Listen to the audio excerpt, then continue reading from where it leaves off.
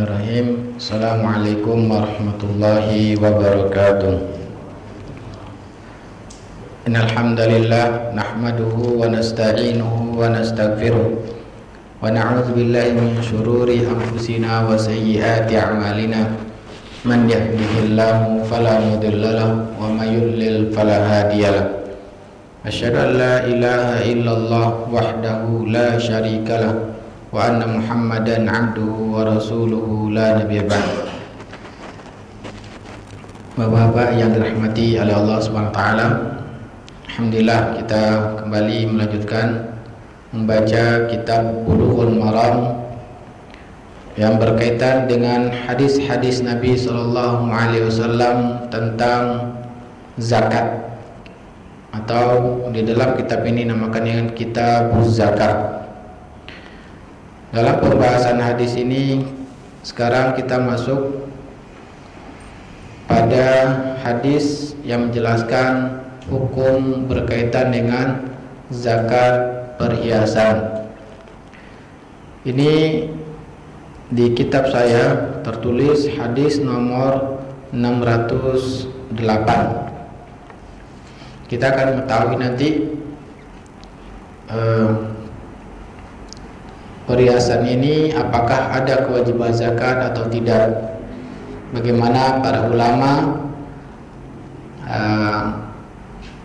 menghasilkan ijtihad mereka, pendapat mereka dari hadis-hadis Nabi dan juga dari Al-Quran berkaitan dengan perhiasan. Kalau kita lihat perhiasan tersebut, ada yang digunakan oleh laki-laki dan juga ada digunakan oleh perempuan. Kemudian perhiasan itu juga dilihat dari bahan yang digunakan dalam pembuatannya. Ada yang terbuat dari emas, perak, dan ada juga yang terbuat dari platinum, atau orang mengatakan emas putih ya. Platinum, tapi emas putih ini campuran dari platinum dan emas kuning. Kemudian juga ada yang terbuat dari bahannya tersebut intan, berlian, dan lain-lainnya. Nah, insyaallah kita bahas hukum-hukum Islam berkaitan ini, karena ini penting berkaitan dengan masalah rukun Islam yang ketiga. Yang pertama adalah syahadat, kedua sholat, dan ketiga adalah zakat. Baik, kita baca hadis Nabi sallallahu alaihi wasallam dalam kitab Bulughul Maram. An Ummi Salamah radhiyallahu taala anha annaha kanat talbasu awdahan min dhahabin. Faqalat ya Rasulullah akanzun huwa? Faqala idza addaiti zakatahu falaysa bikanzin. Rawahu Abu Dawud wa Darqutni wa sahhahahu al-Hakim. Dari Ummi Salamah, semoga Allah meridhoinya, sesungguhnya Ummi Salamah ketika itu menggunakan perhiasan yang diikat di kaki. Ya, awdahan itu perhiasan yang diikat di kaki. Kalau gelang kan di tangan. Kalau wadah itu dia ada bunyi-bunyinya, kayak suatu bangsa menggunakan itu ya, perhiasan ada bunyi-bunyinya, ketika jalan bunyi-bunyi cering. Nah itu perhiasan di zaman dahulu. Orang Arab juga menggunakan itu ya, tapi kalau sekarang saya tidak tahu. Tapi kita melihat ya, ada suatu bangsa yang menggunakan itu, perempuannya. Ada juga yang perhiasan itu yang di hidung. Perempuan di hidung, ada yang di telinga. Ini semuanya bentuk perhiasan ya. Nah itu perhiasan itu biasanya dulu untuk perempuan.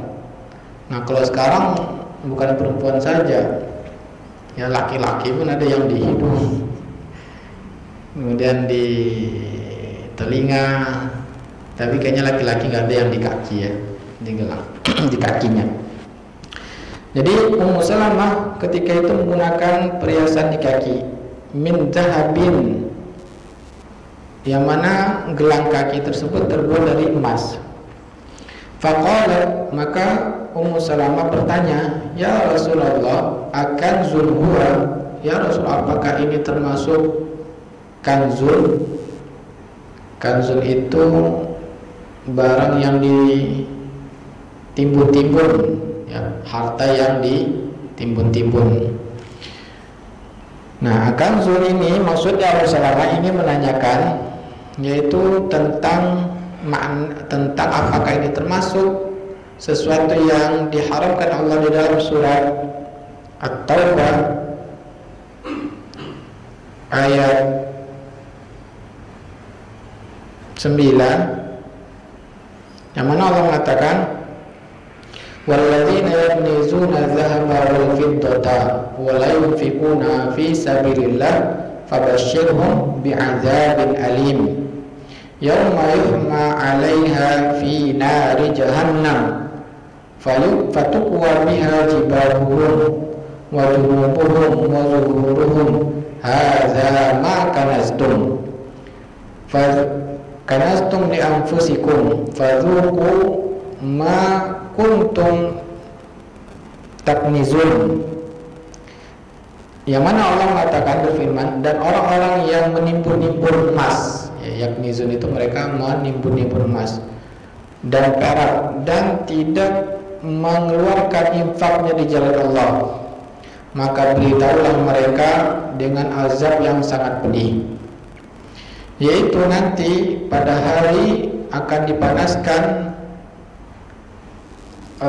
dalam neraka jahanam hartanya tersebut, kemudian disetrikakan harta tersebut ke jidat mereka, kemudian ke lambung mereka, kemudian ke punggung mereka, kemudian dikatakan, malaikat akan mengatakan nanti kepada orang-orang yang tidak mengeluarkan zakat, menimbun-nimbun hartanya, inilah dahulu yang kalian timbun-timbun untuk diri kalian, ya, maka rasakan sekarang yang dulu kalian timbun-timbun tersebut azabnya. Nah, dari ayat ini, ya, Allah menyebutkan bahwa orang yang menyimpan hartanya, menabung hartanya, mengumpulkan hartanya, ya, baik itu emas, perak, dan yang semakna dengan emas dan perak, karena emas dan perak di masa Nabi adalah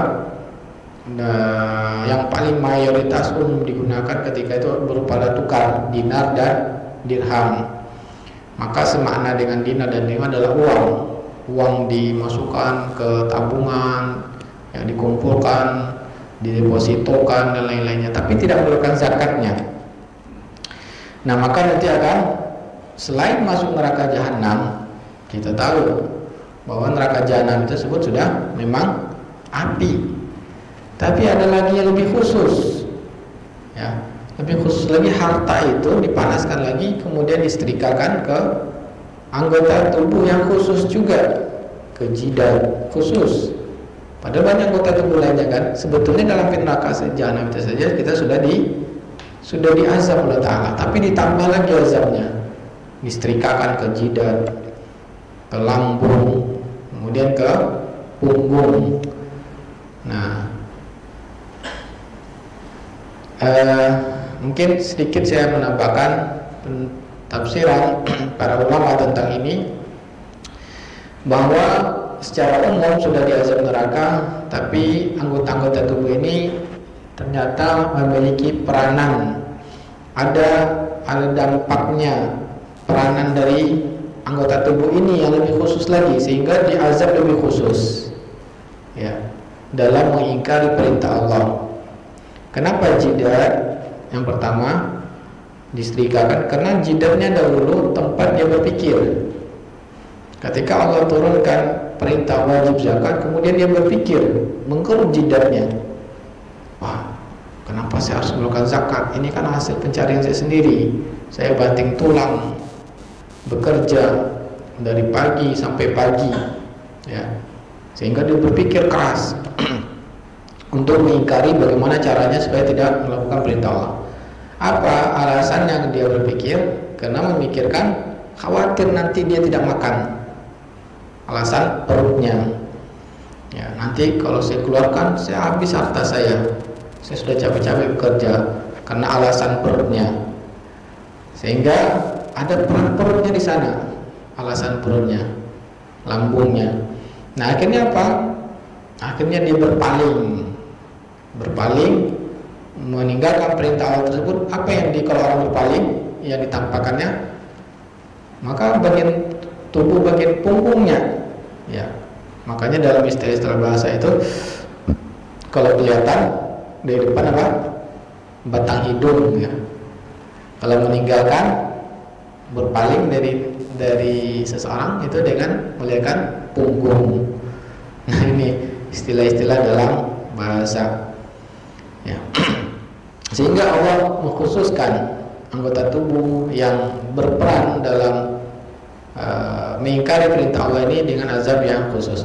Nah, Ummu Salamah, beliau memastikan apakah perhiasan yang beliau pakai di kaki ini yang terbuat dari emas ini termasuk nanti yang akan dibakar dan disetrikakan ke anggota tubuhnya, ya. Maka Rasulullah SAW menjawab, "Idza addaiti zakatahu," kalau engkau sudah menunaikan zakatnya. Nah, falaisa bikanzin, maka harta tersebut tidak lagi dinamakan kanzun, ya, tidak lagi menumpuk-numpuk harta.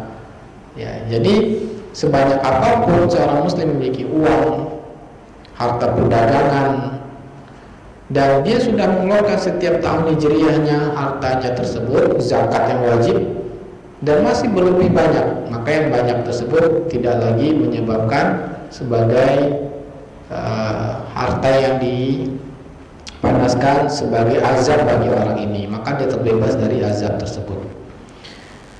Hadis ini diriwayatkan oleh Abu Dawud dan Darqutni dan disesuaikan oleh Hakim, ya. Ibnu Hajar Asqalani, beliau menyebutkan hadis ini, sepertinya beliau juga setuju dengan pensahihan hadis ini, sehingga Ibnu Hajar Asqalani juga berpendapat bahwa pada perhiasan tersebut ada kewajiban zakat, ya. Nah, pada hakikatnya kita perlu melihat perkataan ulama-ulama yang lainnya, terutama ulama-ulama mazhab, ya. Karena ulama mazhab ini adalah ulama-ulama mujtahid. Mereka adalah memang diakui oleh seluruh dunia dari masa ke masa. Pendapat mereka sangat-sangat diakui oleh semua para ulama. Oleh karena itu perlu kita juga mengetahui pendapat ulama mazhab. Kemudian ittafaqul ulama, saya ambil ini dari website Al-Aluka. Ittafaqul ulama ala wujubi zakat fi dzahab wal fiddah idza kanat nuqudan aw sabaik. Ya, para ulama sepakat bahwa emas dan perak apabila berbentuk uang, dinar, dirham, aw sabaik, atau berbentuk apa namanya kalau logam mulia itu, kotak kan apa? Batang, ya.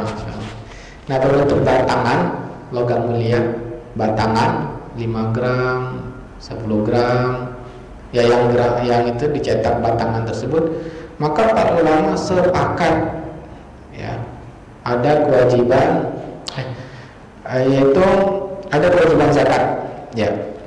Jadi wajib zakatnya. Itu yang pertama. Ya. Kemudian, walakin ikhtalafu fi dhahabi wal fiddah idza kanat huliyan tatazayyanu bil mar'ah.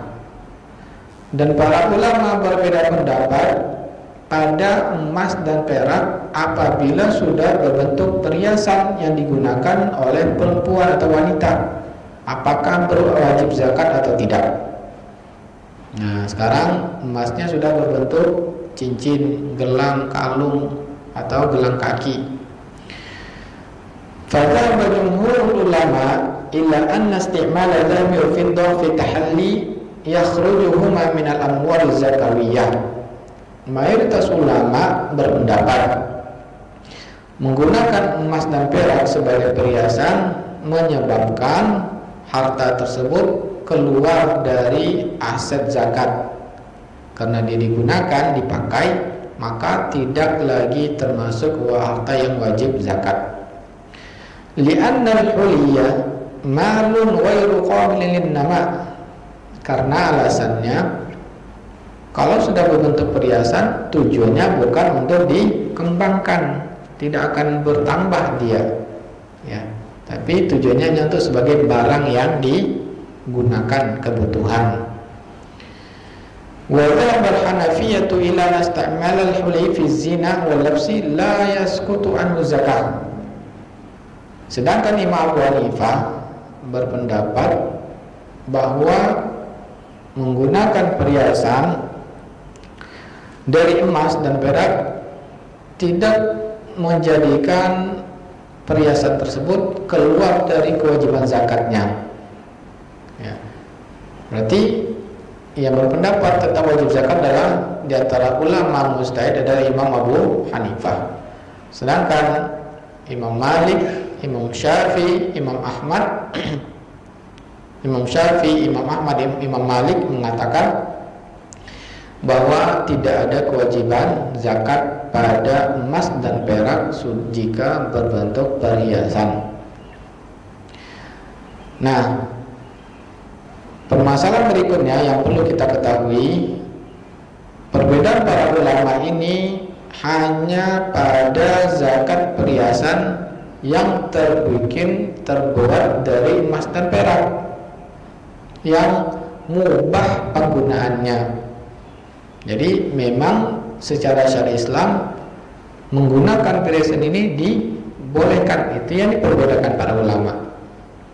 Contohnya, ya, yang memang suatu masyarakat itu menganggap itu sesuatu yang anggap perhiasan dan syariat tidak melarangnya. Contohnya bagi wanita berhias untuk suaminya, ya, sehingga dia menggunakan kalung, kemudian apalagi anting-anting, nah kemudian gelang. Nah, bagi wanita maka itu dibolehkan, ya. Berarti kalau dia berhias untuk yang haram, nah bagaimana hukumnya?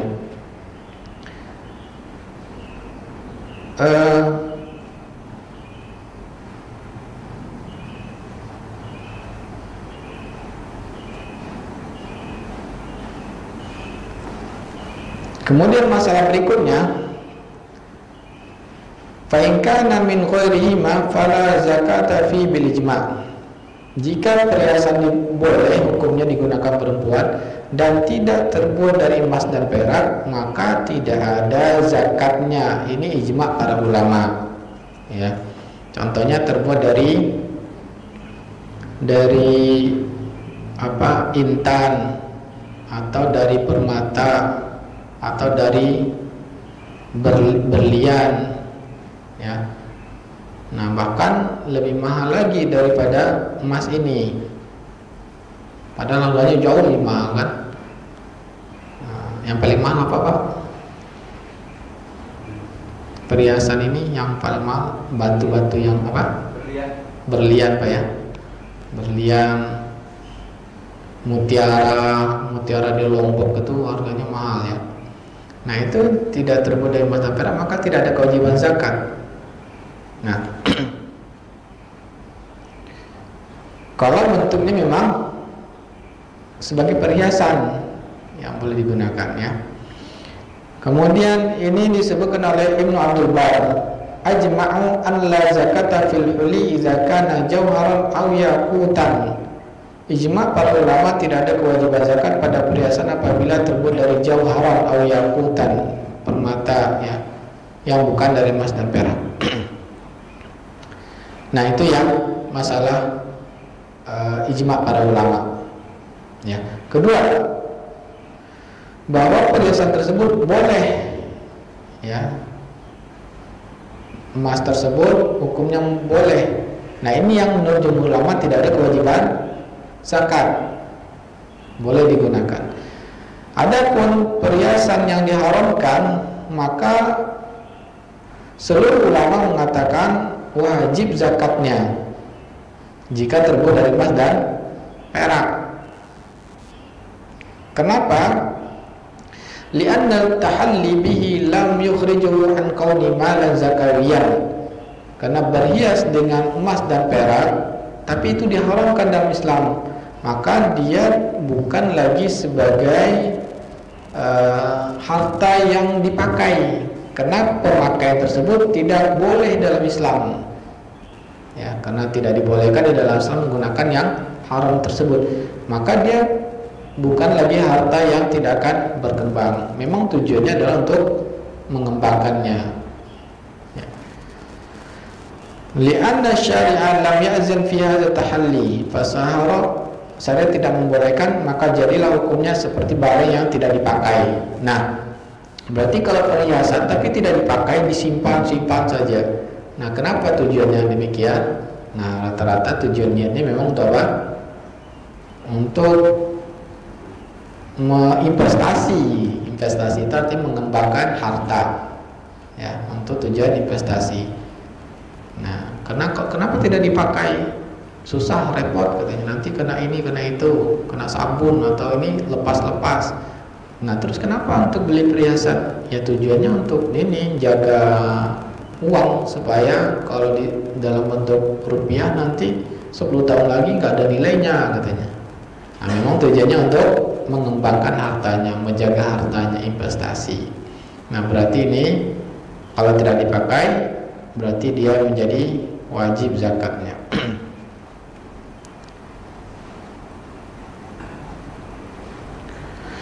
Ibnu Qudamah berkata, man malaka musawwaran min az-zawal fiddah muharraman, siapa yang memiliki emas perak yang haram seperti, nah disebutkan contoh penggunaan emas perak yang diharamkan dalam Islam.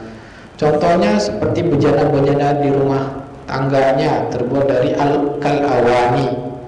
Nah Rasulullah SAW mengharamkan ya untuk orang Muslim peralatan makannya terbuat dari emas. Nah, kenapa hikmahnya? Karena ini ingin menampakkan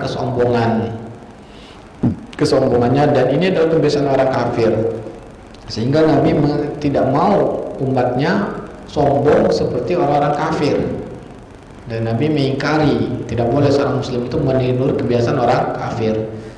Nah ini haram hukumnya, gelasnya ya terbuat dari emas. Nah, atau wa ma yattakhidhu rajulun li nafsi min tawqin wa nahwihi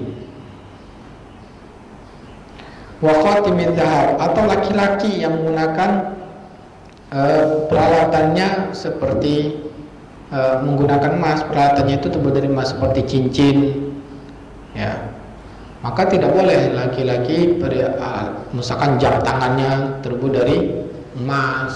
Nah, apalagi laki-laki biasanya perhiasannya apa? Kacamata, handphonenya tadi terbuat dari emas. Nah, kemudian apalagi laki-laki giginya dari emas. Nah, kecuali memang ada kebutuhan. Ya, kecuali memang ada kebutuhan. Salah seorang sahabat hidungnya awalnya menggunakan apa? Besi biasa, patah ya, patah sehingga dia menggunakan besi. Kemudian jadi luka, jadi bernanah, maka Nabi mengatakan kenapa tidak menggunakan emas? Maka ini boleh kan.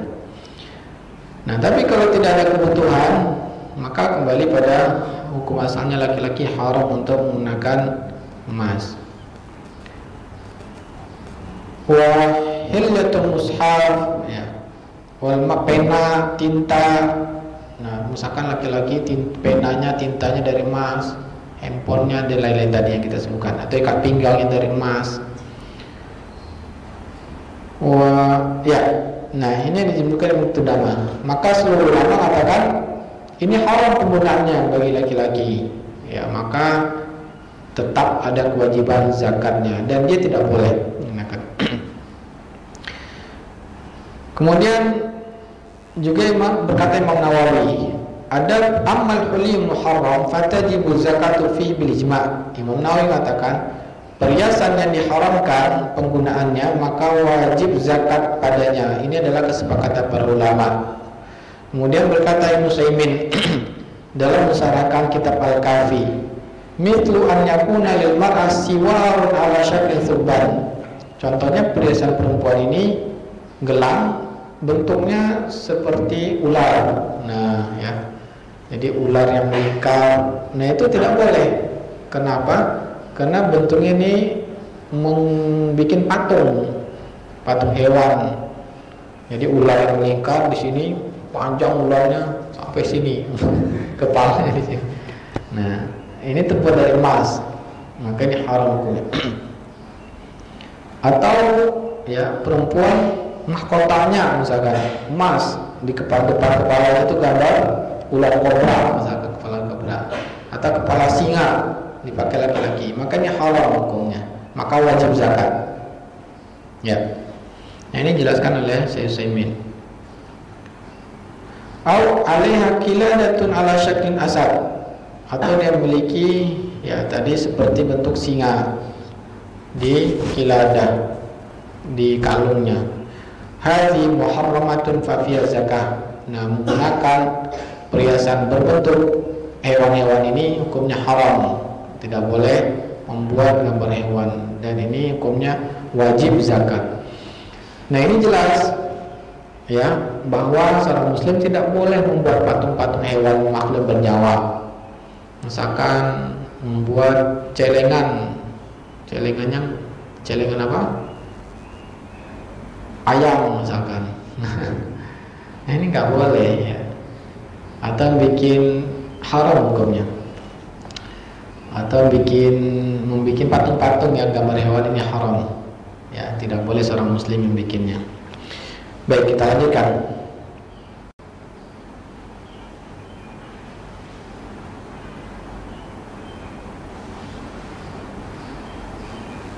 Nah,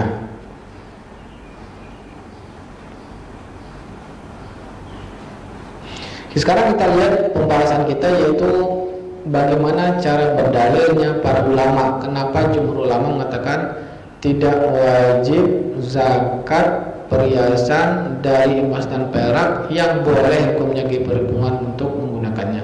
Sedangkan Imam Abu Hanifah dan Ibnu Hajar Asqalani dan Ibnu Mas'ud sahabat Nabi dan kemudian Daruqutni, kemudian Abu Daud, ya, kemudian Hakim mengatakan ada kewajiban zakat pada perhiasan yang boleh digunakan terbuat dari emas dan perak. Nah, ini bagaimana cara berdalil para ulama tersebut.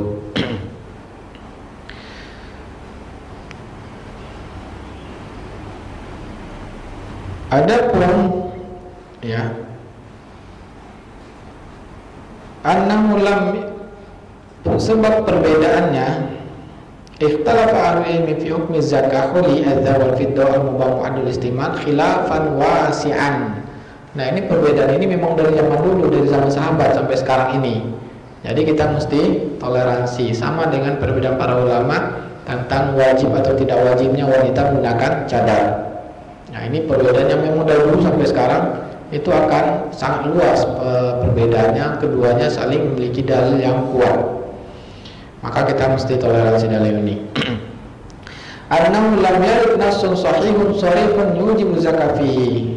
Nah, kenapa? Karena perbedaannya tersebut dalam pandangan apakah hadis ini sahih, jelas dalam mewajibkan zakat atau tidak, ya. Kenapa? Waradat hadis ikhtalafa ahlul ilmi fi thubutiha. Disebabkan karena adanya hadis-hadis, para ahli ilmu berbeda pendapat dalam kevalitannya, apakah itu ucapan Nabi atau tidak. Nah, kama ikhtalafu fi dalalatiha, mereka juga berbeda pendapat dalam apakah hadis ini bisa dijadikan dalil tentang kewajiban zakat perhiasan emas dan perak atau tidak. Nah, itulah penyebabnya.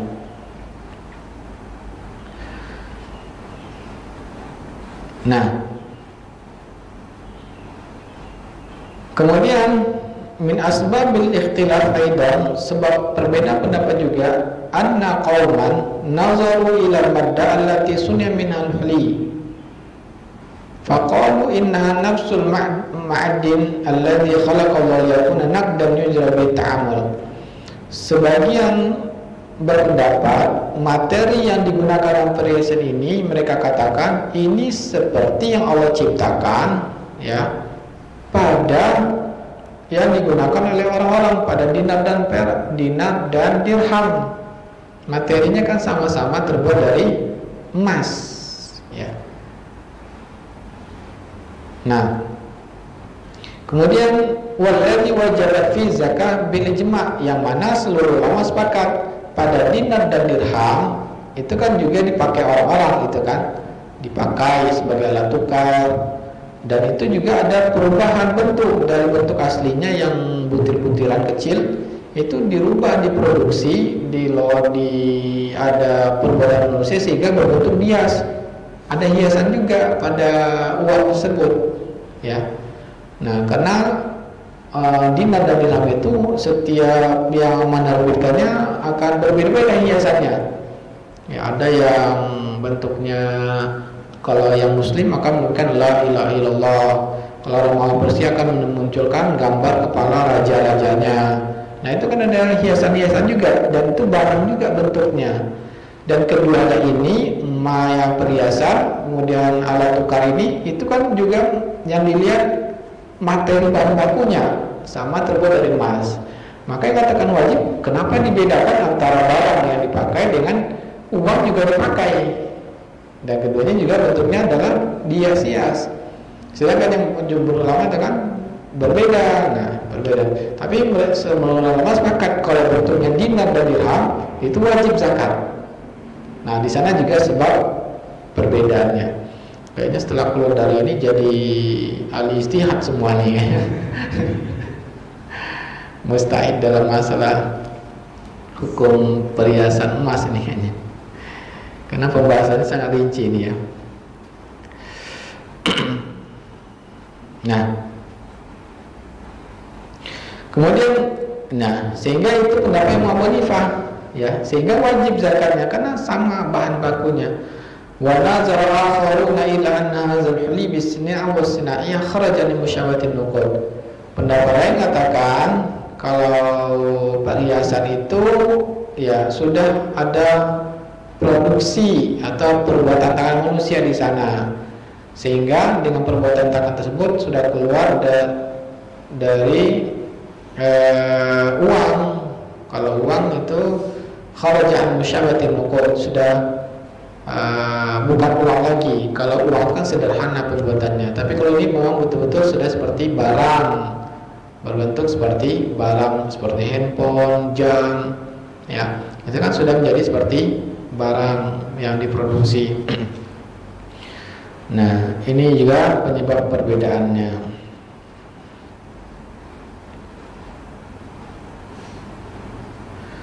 Nah, kita lihat siapa saja yang mengatakan wajib zakat dalam perhiasan.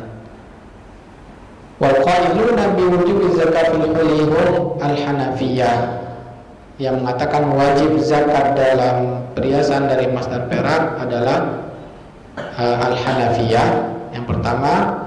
Kemudian salah satu pendapat Imam Ahmad. Jadi Imam Ahmad ada beberapa pendapat dan kadang beliau mengatakan wajib, terkadang beliau mengatakan tidak wajib. Nah ini juga, jadi ulama-ulama mujtahid juga mereka terkadang satu masalah ditanyakan, kadang-kadang mengatakan wajib, kadang-kadang tidak wajib. Nah ini juga faktornya, mungkin di awal beliau meneliti mengatakan wajib, tapi setelah itu beliau meneliti lagi mengatakan tidak wajib. Nah sehingga juga dalam setiap ulama mazhab ini mereka berusaha mencari mana pendapat yang lebih kuat dalam satu ulama ini.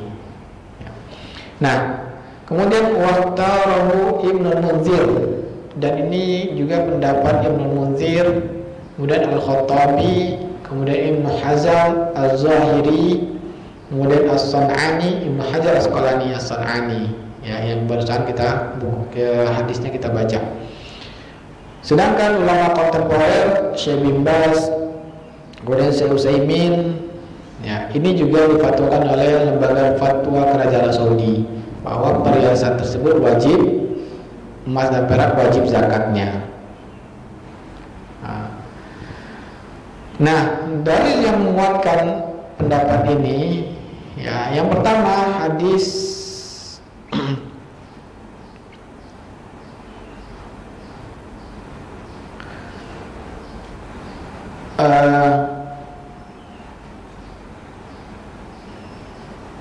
yaitu perkataan Ibnu Hazm, lamma sa'anin Rasulullah sallallahu alaihi wasallam fi riqa' Ibnu Hazm mengatakan bahwa hadisnya sahih dari Nabi sallallahu alaihi wasallam mengatakan fi riqa' pada riqa', ya, itu ada kewajiban zakat 1/40-nya.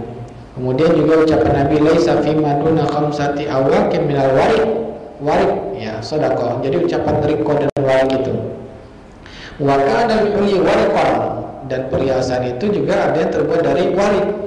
Dinamakan juga dalam bahasa wariqan, emas dan perak, ya. Sehingga apa? Wajib zakat pada emas dan perak. Kemudian dalil yang berikutnya ma ucapan Nabi ma min sahibin zahabin wa la yu'addib ma fiha illa ju'ila lahu yaumil qiyamah safa. Siapa yang memiliki emas, nah, ya, jadi ucapan Nabi emas umum, jadi perhiasan terbuat dari emas, perak juga terbuat dari emas. Jadi ucapan Nabi mengatakan emas, apapun yang bentuk emas, ya, maka kalau tidak dikeluarkan zakatnya nanti dari kiamat akan dipanaskan, sama ucapan Nabi dengan makna Al-Quran yang kita sebutkan tadi. Kemudian juga hadis yang lainnya yang diriwayatkan oleh Ummu Aisyah radhiyallahu anha, ya, qalat dakhala alaihi Rasulullah sallallahu alaihi wasallam fara'a fi yadayya fatahatin min warikin. Nabi sallallahu alaihi wasallam masuk dan beliau melihat di tangan saya, ketemu biasa ada fatahat, perhiasan yang terbuat dari perak. Maha ya Aisyah, apa ini Aisyah? Maka Doktuhunna atazayyanu laka ya Rasulullah, biarkan saya gunakan sebagai perhiasan untuk supaya enak kamu melihatnya ya Rasulullah, sebagai perhiasan bagi saya untuk berhias di hadapanmu. Maka Nabi bertanya, atu'addina zakatahunna, sudah dikeluarkan belum zakatnya? La. Maka kemudian belum, maka Nabi katakan huwa hasbiki minan nar, ini sudah cukup, ya, kalau kamu tidak mengeluarkan zakatnya maka akan menyebabkan kamu masuk neraka. Hadis ini diriwayatkan Abu Dawud dan disahihkan oleh Ibnu Hajar Asqalani, nah, kitab ini juga, dan juga disahihkan oleh Albani. Tetapi hadis ini dilemahkan oleh Tirmizi, Daruqutni, Zahabi, Ibnu Abdul Hadi. Kemudian hadis yang kedua Ummu Salamah yang kita baca tadi, ya, ini juga disahihkan oleh Ibnu Qattan dan dibaguskan, artinya disahihkan juga oleh Hafiz Al-Iraqi, kemudian Ibnu Hajar Asqalani, kemudian tetapi didhaifkan oleh Al-Albani, hadis yang tadi kita baca. Nah, kemudian juga hadis yang lainnya, yaitu seorang wanita membawa anak perempuan ke bertemu dengan Rasulullah SAW, maka Nabi mengatakan sudah dikeluarkan belum zakatnya? Belum. Maka Nabi mengatakan, mau nggak kamu nanti anak kamu ini dibakar dengan api neraka? Maka langsung dia membayarkan zakatnya. Hadis ini, ya, diriwayatkan Abu Dawud dan Nasai dan disahihkan oleh Muqattan dan Zailai dan Ibnu Muqlin, dan dihasankan oleh Nawawi dan Albani. Nah, Imam Nawawi pun menghasankan dan Albani. Tetapi hadis yang wanita memiliki anak perempuan perhiasan ini dilemahkan oleh Tirmizi dan Nasai dan Ibnu Hibban dan Baihaqi dan Ibnu Hazm, kemudian Ibnu Jauzi, kemudian Ibnu Katsir. Nah, sedangkan jumhur ulama, mayoritas ulama tadi, bagaimana dalilnya?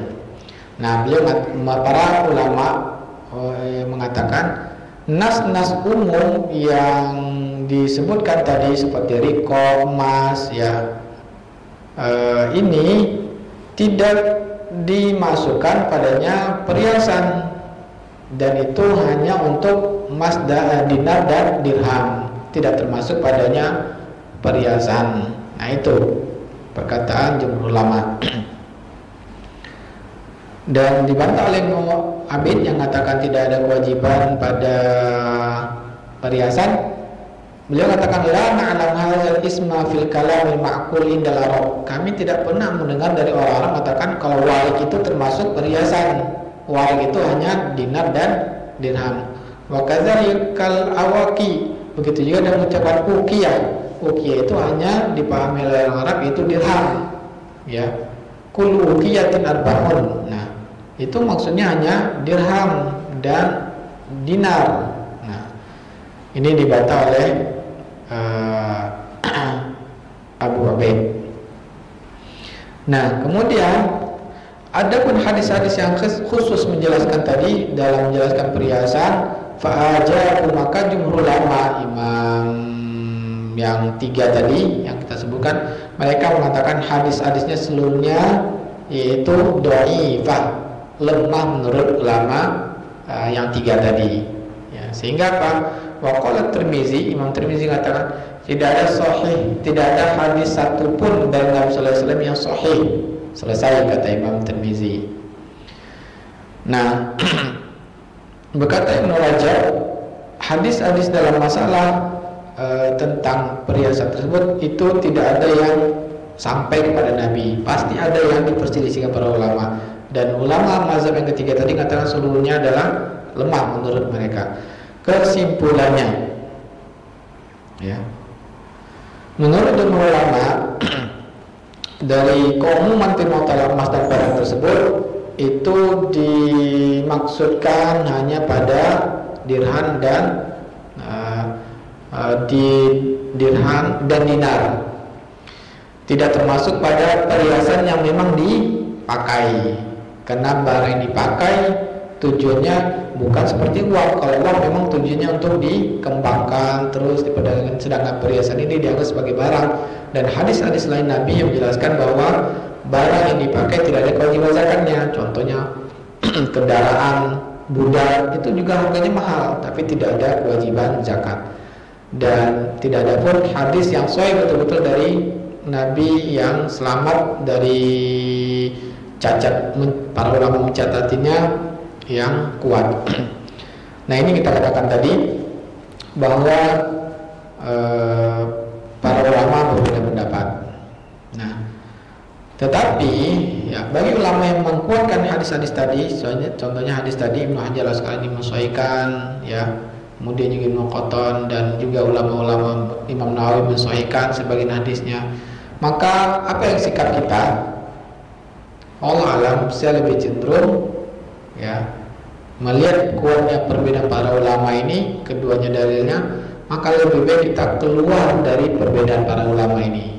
Dengan demikian apa? Kalau keluar, kita khawatir ternyata memang hadisnya sahih, maka untuk itu sebaiknya apa? Kalau pendapat saya pribadi, lebih baik kita kehati-hatian hitung, ya, sebagai zakat, karena memang tadi diperselisihkan dalilnya. Imam Nawawi pun bahkan sampai menyesuaikan satu hadis tadi. Maka untuk kehati-hatian dapat dibantah lagi. Ulama-ulama dahulu saja yang sudah lebih dekat Nabi mengatakan didhaifkan. Kenapa ada ulama yang belakangan mensahihkan? Allah Ta'ala, ini memang akan selalu terjadi perbedaan para ulama, dan perbedaan sangat kuat dalam istidlal. Dan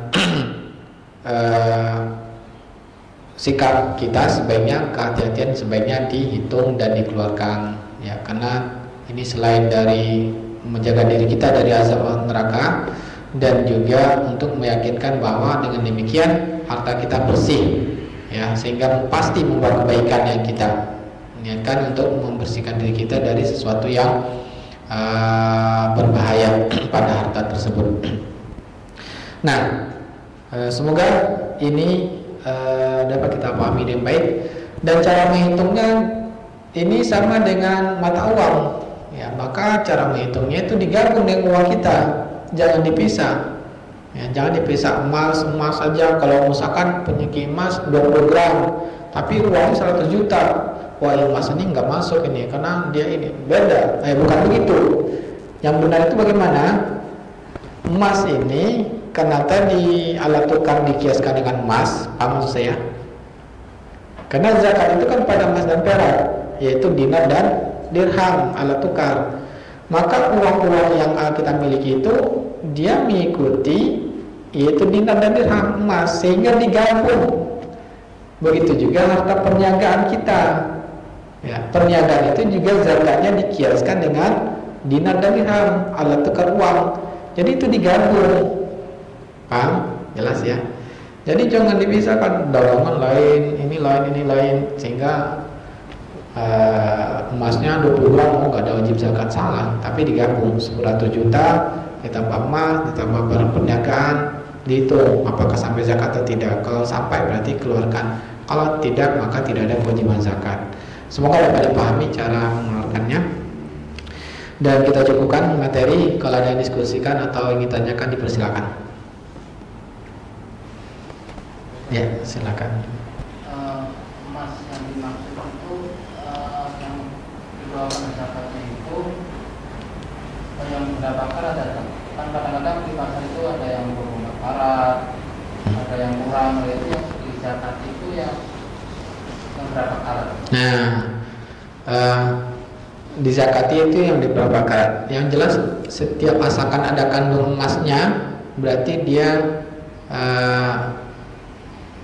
termasuk dalam ucapan orang yang memiliki emas dalam firman Allah tadi. Nah, cuma bagaimana cara menghitungnya? Karena kalau dinar dan dirham, dinar itu terbuat dari emas murni, logam mulia, walokan itu juga terbuat dari emas murni. Jadi kalau kita ingin mengeluarkan perhiasan, contohnya memilih pendapat untuk hati-hatian, ya, dan ini fatwakan oleh Lajnah Daimah, maka kita menghitung perhiasan ini yaitu kadar emasnya. Maksudnya itu dinilai saja. Kalau kadar bagaimana berarti ya? Karena kalau emas yang 24 karat perhiasannya kan misalkan nilainya berapa? Diambil nilai antam misalkan 1 juta. Tapi kalau emasnya itu yang 18 karat itu kan nilainya paling 600.000 ya kan? Berarti ya ambil nilainya itu, total nilai itu menjadi nilai yang itu. Kira-kira bisa dimana Pak? Dikonversikan ya. Misalkan nilai yang 18 karat ini misalkan 10 gramnya baru kita anggaplah 200 gramnya baru dia senilai dengan 85 gram emas, contohnya 85 juta ya. Dan nilai 200 gram ini yang 18 karat ternyata 100 juta, berarti ada kewajiban zakat di sana. Paham? Ya alhamdulillah, saya pun bingung jelasinnya. Silakan, ada lagi? Silakan. Terkait dengan perhiasan tadi. Ya. Masa saya dengar tadi ini nilainya itu 140, maksudnya beda dengan perhitungan emas di uang atau itu perhiasan. 1/40 itu sama 2,5%. Sama Pak. 1/40 itu sama dengan 2,5%. Bukan 80 setelah 85 tadi. Walaupun 2 gram tapi dia perhiasan kena 2,5% gitu. Ulangi lagi Pak. Misalnya perhiasan ini cuma 2 gram. 2 gram. Ini tetap kena zakat. Enggak. 1/40 dari yang sudah sampai nisab. 1/40 Yang 85 gram. yang sudah sampai nisab. 1/40 itu Pak ukuran kita mengeluarkannya. Berapa kita keluarkan? 1/40-nya. Dari apa yang kita keluarkan? Dari yang sudah sampai nisab dan sudah berlalu 1 tahun. Contoh, Nabi mengatakan yaitu fikul li ishrina misqalin nisfa misqalin. Setiap 20 dinar dikeluarkan setengah dinar. Setengah dinar itu sama dengan 1/40 dari 20. Paham? Paham maksud saya, Pak? Nah, berarti batasannya 20 dinar. 20 dinar itu sama kalau digramkan 85 gram emas.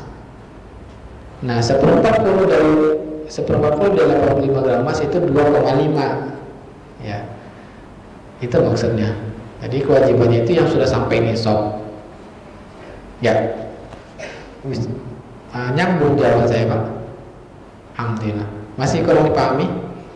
Kayak dengan perhiasan ini, yang misalnya dia punya perhiasan. Kan tadi hadisnya itu Rasulullah melihat seorang yang memakai perhiasan. Iya. Tanpa melihat sudah berapa gramnya. Melihat dia memakai perhiasan emas. Kemudian saya berkata apakah dia dikeluarkan zakatnya? Nah, wawalan, ya ini juga yang mungkin jadi pertimbangan ulama. Tapi kalau yang mengatakan mewajibkan, ini ya wajib, dan tentunya mereka mengatakan bahwa emas ini memang besar, memang berat. Karena dalam hadis menjelaskan seorang anak kecil tadi yang memakai anak kecil mengenai perhiasan besar, perhiasannya besar, berat maksudnya ya. Sehingga Nabi katakan, oh, ini pikiran Nabi ini sudah sampai nisab. Ya, wallahu ta'ala. Jadi tentunya yang wajib itu yang sampai nisab juga. Ya, silakan. Ya, Abu Muhammad tafadhal. Waalaikumsalam warahmatullahi. Jika seseorang mempunyai perhiasan dan sudah menaikkan nisab,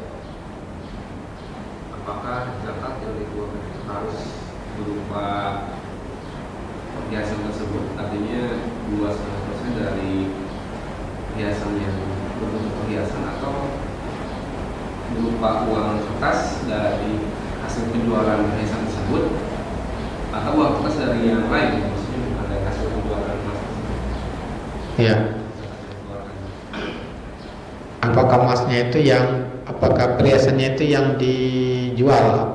Ya, apakah berbentuk perhiasan 2,5% dari berbentuk perhiasan kita, atau perhiasan dijual dulu baru dicetakkan uangnya, atau bisa dari uang yang lain?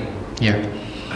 Nah, wallahu ta'ala, kalau kita lihat pada kambing itu dikeluarkan kambingnya kan. Kemudian Allah berikan keringanan pada unta, dikeluarkan berupa kambing, ya. Karena untuk memudahkan kalau langsung untanya itu berat gitu. Nah, maka pada emas, maka dikeluarkan dalam emasnya.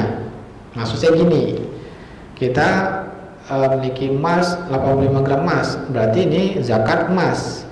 Berarti 2,5 gram emas nilai zakat yang harus kita wajibkan.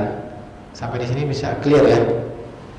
Karena berbentuk 2, misalkan 85 gram emas, berarti dalam 85 gram emas ini ada kewajiban 2,5 gram emas. Hah? 25%-nya, maaf, ya, jazakallah khair. 2,5%-nya dari 85 gram emas nih, bukan gramnya ya. 2,5%-nya. Nah, kalau kita punya 2,5%-nya berarti berapa gram itu, Pak? Anggap saja 100 gram ini. 100 gram 2,5 gram berarti kan ya, kalau 100 gram. Berarti kita kewajiban mengeluarkan perhiasannya 2,5 gram dari 100 gram. Nah, kita punya nggak perhiasannya itu? Kalau kita punya, maka itu dikeluarkan. Kalau kita tidak punya, maka bisa mengeluarkannya. Para ulama boleh mengeluarkan bentuk nilainya. Nilainya itu berarti uang ya, yang senilai dengan itu. Karena zakatnya itu adalah sama, emas, mata uang, alat perniagaan itu adalah alat tukar, sehingga masih sama, uang dengan emas itu masih boleh dikeluarkan untuk uang. Allah Ta'ala. Semoga bisa dipahami Pak ya. Ya, kita cukupkan. Kita tutup dengan doa keputusan majelis. Subhanakallahumma bihamdika asyhadu an la ilaha illa anta astaghfiruka wa atubu ilaik. Wassalamualaikum warahmatullahi wabarakatuh.